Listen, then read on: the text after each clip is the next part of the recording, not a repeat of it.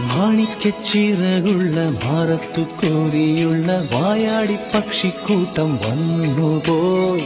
കാടൊന്നു കാണാനായി കൂടൊന്നു കൂട്ടാനായി ആകാശപ്പുഴ നീവി കുതിച്ചുപോയി. കണ്ടു മലനിര